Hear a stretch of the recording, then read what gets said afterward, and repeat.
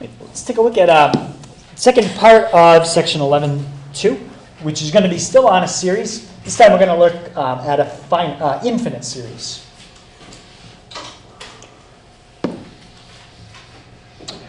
So it's kind of a weird idea to think about, but there are some series, when you add them up, even if you add up infinitely many numbers, you actually get an answer. You actually approach a number.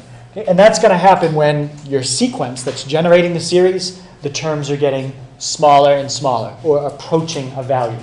Does anybody remember what the word we use when something approaches a value but never reaches it? Graphically?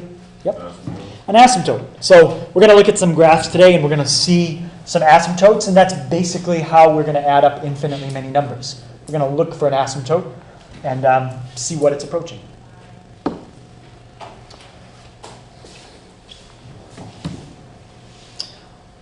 Right, so this is the sigma notation for an infinite series. Okay. Notice we're not going from k equals 1 to n anymore. We're going from k equals 1 to infinity. All right, of the sequence a sub k.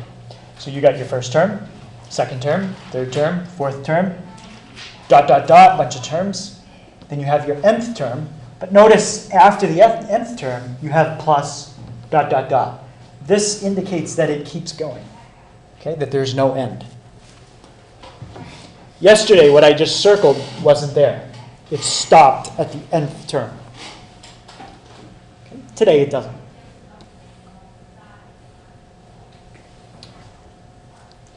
Okay, hopefully, it's pretty obvious that you cannot add up infinitely many terms directly.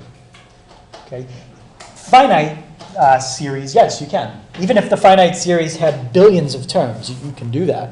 You just use a computer to add up the billion terms and get your answer. But infinitely many terms, we need kind of a different approach, okay, a different way of looking at it. All right, so basically, the approach we're going to use is to look for an asymptote. Right, so let me show you the description, how the book explains to find a sum of an infinite series, and then I'll try to break it down. Does everybody have the top idea? Actually, don't really need to copy the top thing down. That's just what we're going to do.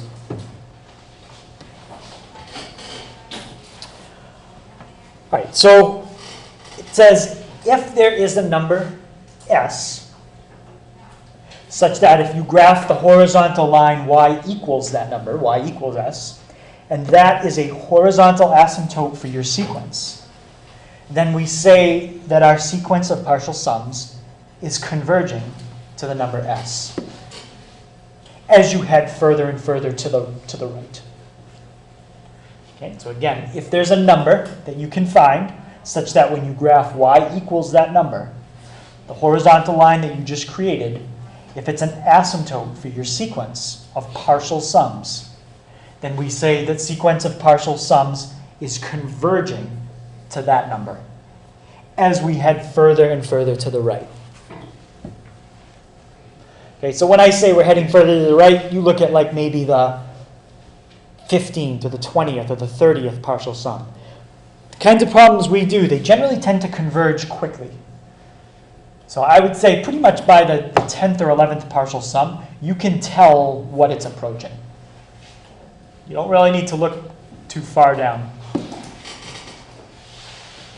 Okay, and if our sequence is converging to that number, then we say that number is the sum. It's the sum of the series. Again, we never actually reach that number. Even if you add up infinitely many terms, you approach it, you get as close as you want to it, but you never actually will reach it. Okay, any questions on the general idea behind finding the sum of an infinite series?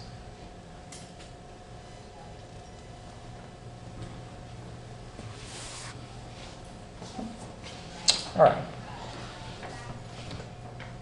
So technically, an infinite series, it's not really a sum. Okay, we're looking at a partial sum, but we're just going to look way far down. Okay, so we might look, like I said, the 15th or the 20th or the 30th partial sum. Because it would be impossible to look technically at the S. You really couldn't look at this on the calculator. You can't look at the infinite partial sum. Okay? You'd be scrolling forever. Okay? So all you have to do is look pretty far down. And that'll give you an idea of what the infinite partial sum would be.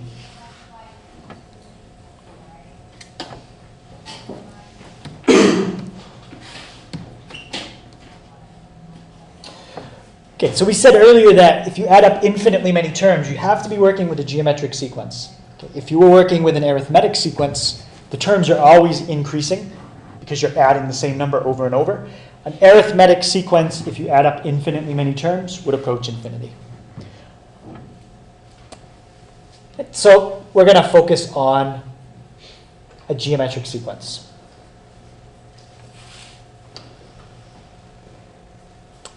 And the first one I want to take a look at is adding up all the terms from 1 to infinity of the sequence 2 times 1/3 to the k minus 1.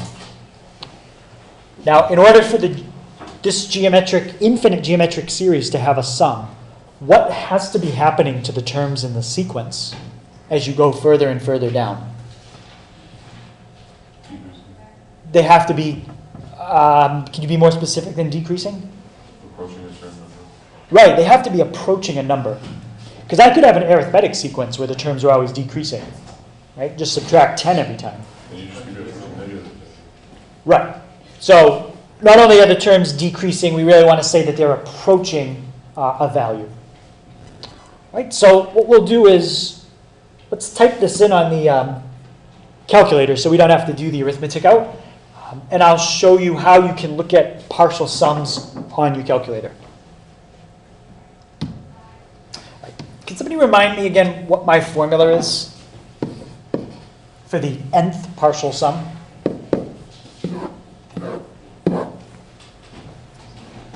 A1. Yep, a sub 1. Yep. Right, so I'm going to type in this formula into my calculator. Okay, the only thing is I'm going to use a variable for n, so that way I can look at any nth partial sum. Okay, but I'm going to fill in 2 for A1. I'm going to fill in 1/3 for R. Right, as we type it in, we're going to have to be careful with parentheses. So we've got, let's see. Okay, what's my, just in case we're not sure, what's my first term in this sequence? Yeah, it's 2. It's right here. If you're not sure, you could just let k equal 1. 1 minus 1 is 0. Anything to the 0 power is 1 times 2 is 2. So my first term is 2. Okay, and then put, see, I think we're going to need a double parenthesis. And we're going to put 1 minus, in parentheses, r raised to the x, okay, because you can't use n. Okay, that's my numerator. That looks good. And then we're going to divide by 1 minus 1/3. Actually, you know what? Let me do it out. What's 1 minus 1/3? Yeah, it's just easier to type that in. Divided by 2/3. Now, close the parenthesis. And I think, are we okay? Yep. All right, so let's go to our table. And let's look at the fourth partial sum. Okay, so what that means is if I fill in 4 for n and do out all the arithmetic, you should get 2.96. And I'm just using the calculator to speed things up. I do. Okay, the fifth partial sum, 2.9877. Just changing the exponent to a 5. And I think I did the sixth partial sum. And that comes out to 2.9959. So I'd say even by the fifth partial sum, you can probably tell what it's getting closer and closer to. What do you think it's getting closer to? 3. Yeah, it looks like it's getting closer and closer to 3. Right, so now what I'm going to do is just visualize this sequence on the calculator. So I'm going to hit graph. Okay, so I put up a reminder about what your sum, your nth partial sum of a finite geometric sequence is. A sub 1 times 1 minus r to the n over 1 minus r. I don't want to cut off the 1. And if you want to graph it, type it in just like I did. Okay, what I can do is below that I'll put how I typed it in, because the parentheses are a little tricky. But that's how you'd have to type it in. And remember, you're really focusing on integer values of x. Okay, because x is how many terms you're adding up. You could add up 4 terms, you could add up 5 terms, but you can't add up like 4.3 terms. Right? So that's why if you look at your table, don't even type in integer values, non-integer values. They don't make sense. Right, so let's graph it.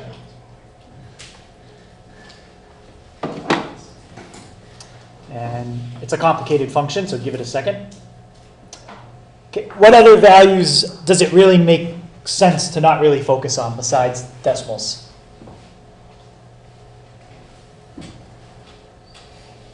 Yeah? Yeah, you wouldn't look at negatives because you can't add up the first negative 2 terms in a sequence. Okay, so really if we want to get a nice picture of this, just focus on 0 and up. Right? And you can see it's going up very, very slowly. It looks like it has a horizontal asymptote. And it does. What did we say it looked like the horizontal asymptote was at? 3. Yeah, looks like it's at 3. So if I graph y equals 3 in red, you'll see that it is approaching it. And by the time you start getting down to even the 7th and 8th partial sum, they're so close together it can't even show you the difference on the screen. Oops, that's not what I wanted. Well, you can see it right there. Questions on that?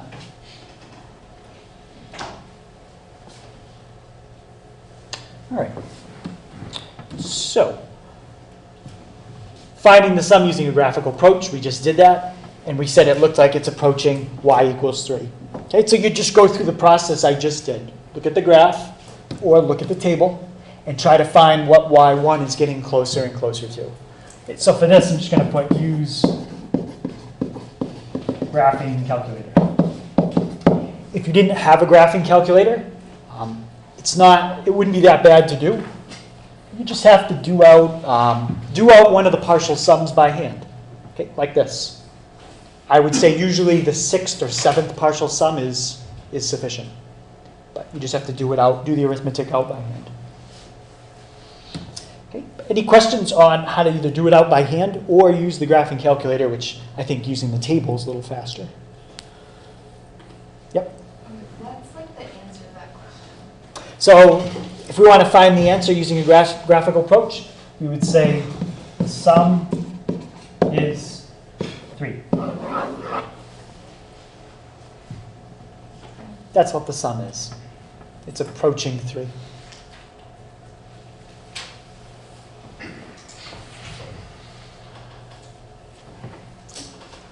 Any other question on that?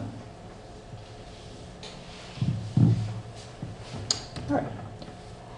So let's find the sum of this one. I'm going to use my graphing calculator again. I'm just going to change A1 and I'm going to change R. What's A1 in this case? 4. 4. And what's R? 3. 3. Okay. Okay, so let's change A1 to 4, and we're going to change R to 3. So it's 1 minus R to the n, all over, what's 1 minus R? -2. So just put in -2. Okay, before I hit graph, any thoughts what's going to happen here? This problem is very different than the last one. Anybody see a really big difference here?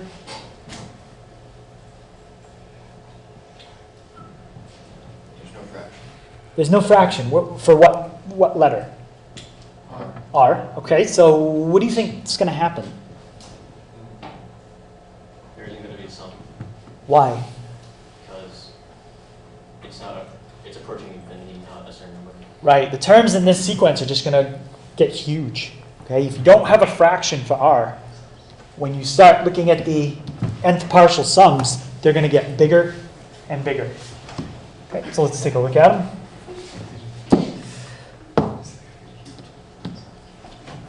Okay, there's your fourth partial sum. First 4 terms in that sequence add up to 160. Put it here so we can see it better. The first 5 terms add up to 484. The first 6, doesn't look like this is approaching anything. Okay, it just looks like it's getting bigger and bigger. If you really want to check, type in something bigger. It's definitely not approaching anything. Okay, and it all has to do with that number right there. All right, so in this case, what would you write for an answer? There's really no solution. The sum is approaching infinity.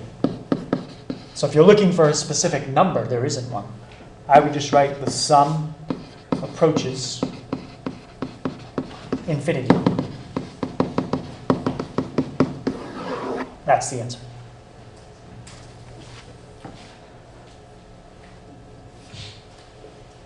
Okay, and if you looked at it graphically, basically it's going to look like an exponential function.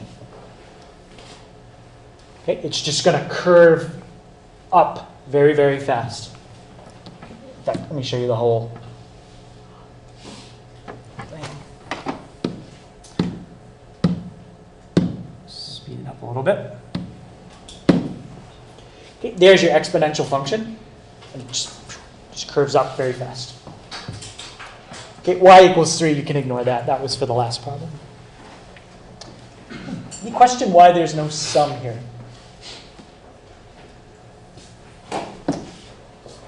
Right, so in example 3, as x approached infinity, the graph didn't have a horizontal asymptote. Okay, so what we say is the series diverges. Okay, or we can also say it is divergent. Okay, if a series adds up to a number, it converges. We say it's convergent, and usually on the test, I'll say if the series converges, find the sum.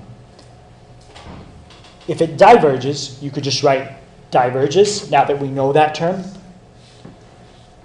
And there's no sum to find. The sum approaches infinity. Right, so I asked you at the beginning of class, is it possible to add up infinitely many terms in a geometric sequence and have it add up to something? And people said sometimes. And that's correct. If it converges, you can, but sometimes it diverges.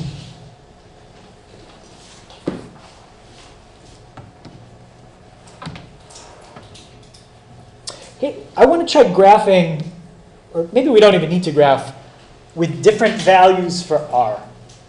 And I want to try to figure out a criteria, some kind of rule, when a geometric series will converge and when it will diverge. So if I replaced R with these 4 different values, does anybody have a thought which ones would be convergent? Which ones would converge?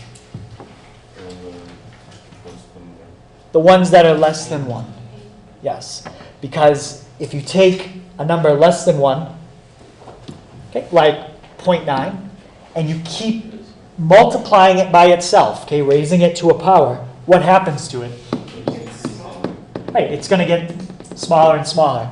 Not quickly, Okay, if something is 0.9, it's going to converge, but it converges slower than if you had something like 0.1 raised to itself. Okay. Oops. 0.1 times 0.1. Oh yeah, that was right. Right, so what happens there is it very, very quickly converges. Right, if you did something like 0.5 times 0.5, okay, you get a quarter, 0.125, very quickly you're approaching 0 again. Right, how about if I did 1.1? It's going to diverge very slowly. Okay, these are the terms in the sequence. Okay, but the point is, raising a number bigger than 1 to a power, you won't get something converging. All right, so let's write that down. Okay, so after kind of exploring it, we could have gone through and actually graphed all these, but I don't think we need to. If the absolute value of r is less than 1, then the infinite geometric series converges. And we're going to figure out a formula for what it actually converges to. Okay, you can use your graphing calculator, look for an asymptote, or I'm going to show you how to do it just with arithmetic.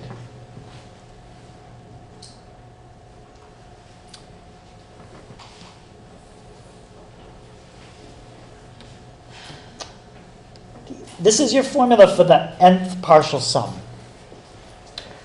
Okay, so I want to think about what's going to happen here as n approaches infinity. I want to think about what this formula is going to turn into.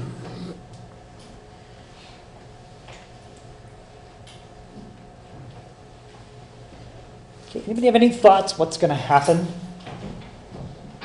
As pretend n is a huge number, like 1,000. Something there is going to simplify.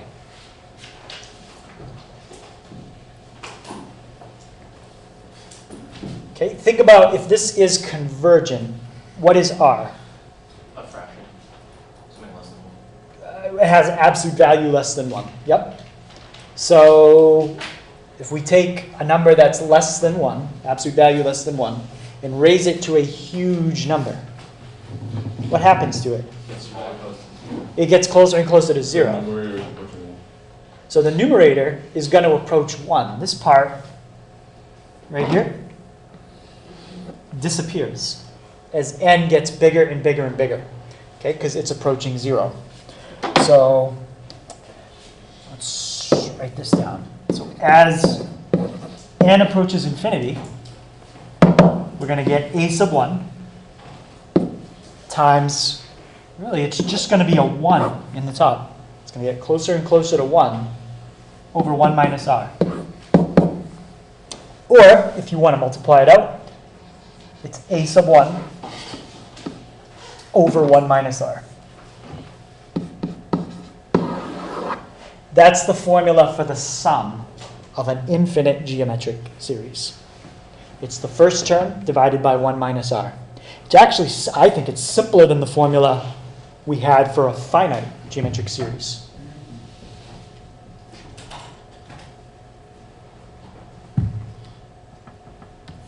Right, so this is, again, sum of an infinite geometric series. And we're assuming here that r is what value? Or absolute value of r is what value? Less than 1. It has to be less than 1. We're assuming it is convergent. Yep. So assuming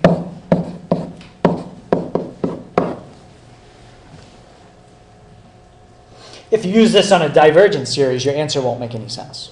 You'll get a number, but it doesn't mean anything.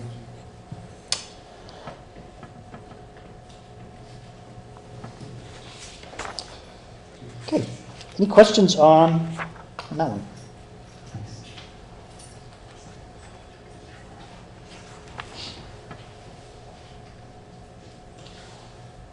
Okay, and that's in your book on page 598 and 599. Okay, they show this formula.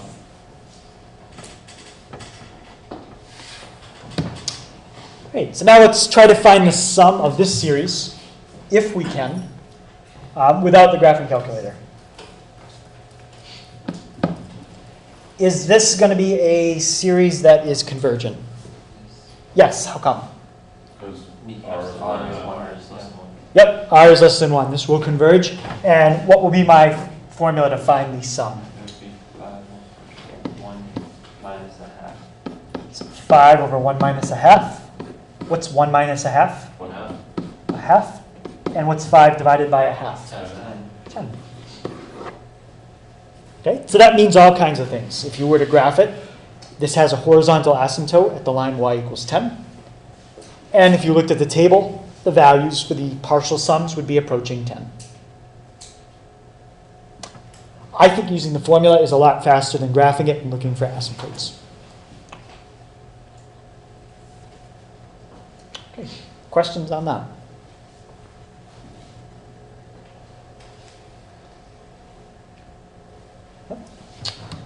Right.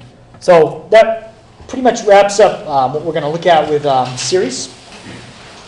So tomorrow we'll look at section 11.3, which is binomial theorem. Homework tonight, you've got some time to start it. Okay, so please try to get started. Okay, same page as last night, 601.